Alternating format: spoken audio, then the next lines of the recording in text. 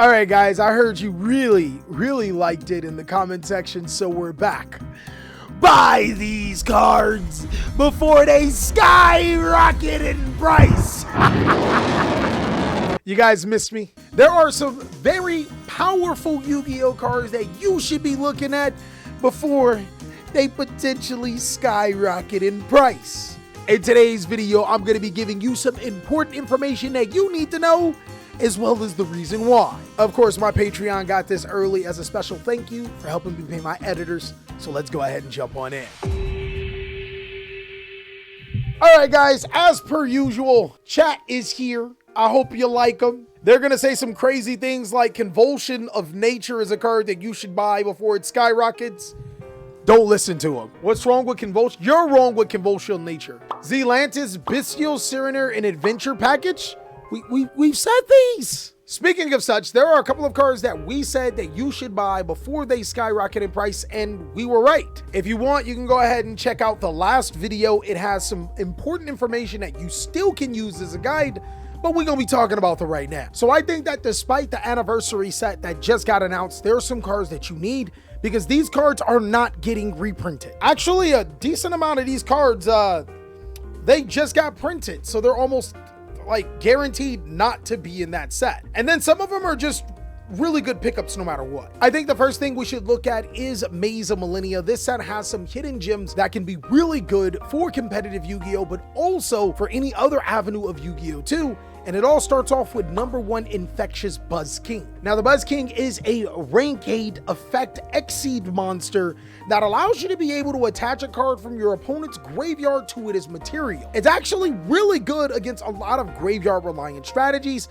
but that's not the real reason why you like it. The best thing is that not only can it send a card from your opponent's extra deck to the graveyard, it also can detach a material to destroy a face-up monster on your opponent's side of the field and then inflict damage. It's one of the very few rank 8 monsters that is proactive instead of reactive, and is a very powerful rank 8 monster to have in your arsenal. It's only $9 too. Buy your dualities, buy your bestials, buy TheCaliEffect. I got something you guys should buy while I'm here. Chat, as you already know, I have a ultra famous Solomon Great pink hoodie, and I wanted you guys to be able to get on top of the action by picking yours up too. You can go to TheCaliEffect.com to buy your Solomon Great hoodie. The first 25 people get it for $35, and once we meet our Kickstarter goal, we'll embroider it with the TheCaliEffect logo. See, it's gonna be cool. Snake Rain, Lone Fire Blossom for Reika. You know what? I don't think that that's a bad idea though. I think that card could be, or those cards could be pretty good if they don't. Whoa, wait, hold on, time out. Lone Fire Blossom was already previously reprinted. It won't be reprinted again for quite some time. It's actually an insanely smart buy right now. Snake Rain, I doubt that it'll be reprinted. That one's a good one too for me. Another card that I think is incredibly powerful right now and will see play in the near future is Solemn Strike. It allows you to be able to negate a precious monster effect and can stop a lot of monsters special summon from the extra deck. Think about it, guys. We only got one call by the grave here, so we got to resort to other measures. Solemn Strike can stop Droll and Lockbird. I heard stop Droll and I'm an Adium player and now I'm listening.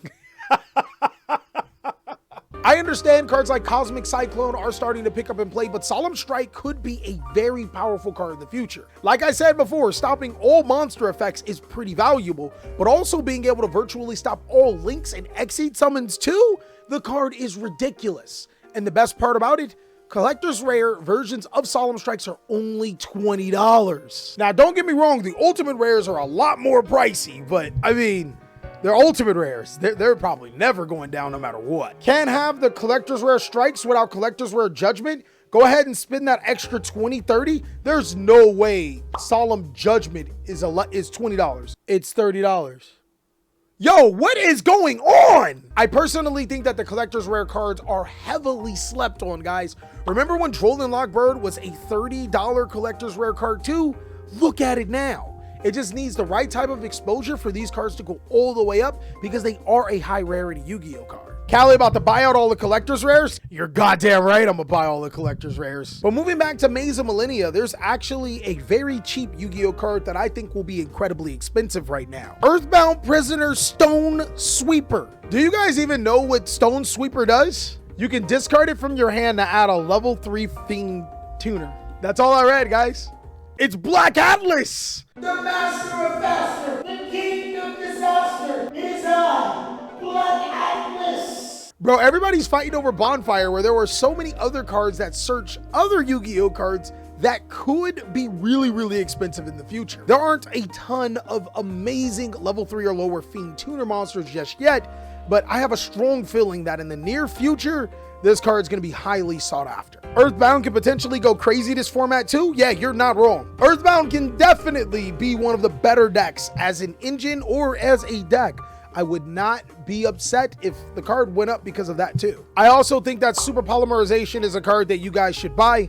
Since we are moving into a fire format, in most decks summons a ton of fire monsters, there's always a reason to be able to super poly, right? And this is one of the cards that I have a strong feeling that will be in the rarity collection set, but it really wouldn't matter if you bought the ultimate rare copies. If Stone Sweeper came, collectors, I'm picking it up. Beatrice, I definitely think that there's a potential reprint that's coming up, but for right now, it's definitely a card you should be looking at. It allows you to be able to send transaction rollback and the Ghost Girl Mayakashi card to skip your opponent's entire turn. But even if you're not that toxic, you can send other trap cards like Dimensional Barrier to your graveyard and skip your opponent's turn if you're playing the right deck. Imagine all the players that hated playing against Despia. Just make Beatrice, send the transaction, and the Dimensional Barrier and call Fusion. We're eating good, guys. Despia's down. I also think that Gravekeeper's Inscription is a card that you guys should be picking up too.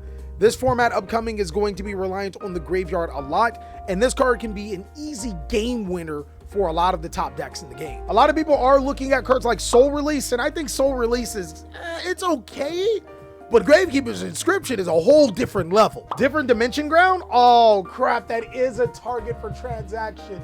Not every deck can make Beatrice. Every deck can play Bisteels though. I don't know about you, but I played Bisteels in my Goaty deck. It works. Trust. I'm not go. Bell is a good card now. Oh, definitely. Ghost Bell and DD Crow are amazing cards. What about Forbidden Drips? I don't think Forbidden Droplet is a bad card to invest into. It's a solid card. Get them, yes. But a card that I do think that you guys should buy may be a little bit controversial because it was short printed. Pick up Triple Tactics Thrust. Guys, I tell you this so many times. I think right now is the best time to pick up Triple Tactics Thrust. And it's mainly because this is where the most circulation is going to happen, but also more importantly, this is where people are going to value the card as low as possible. Now, of course, there's going to be another reprint later in the year, but if you absolutely need Thrust right now for this competitive season, right now is the time to get them. I mean, Ultra Rares are $35. They're now $40. That's crazy how they went up $5 since I said this. Chat, y'all out there buying Triple Tactics Thrust like that? Y'all doing that? Ain't no way y'all doing that. Spooky Dogwood.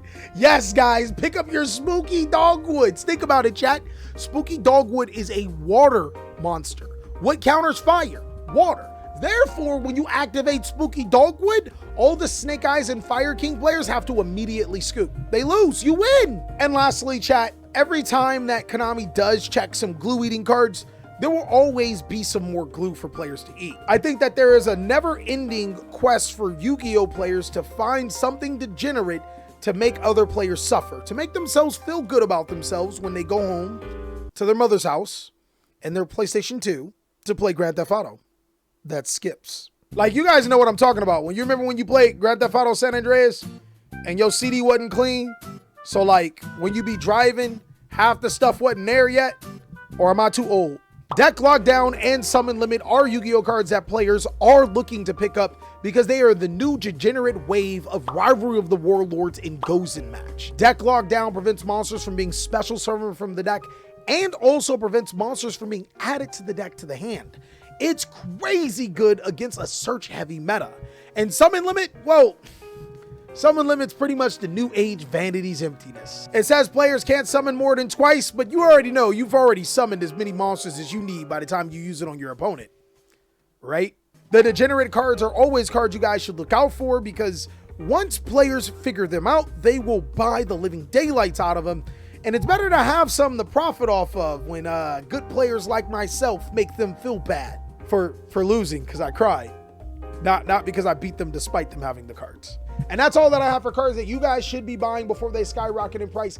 Damn the legendary collection, man. I do not care. These are some cards that you are going to need regardless. Of course, if you want to see more amazing videos like this, be sure to check out these ones so I can get you on the next one.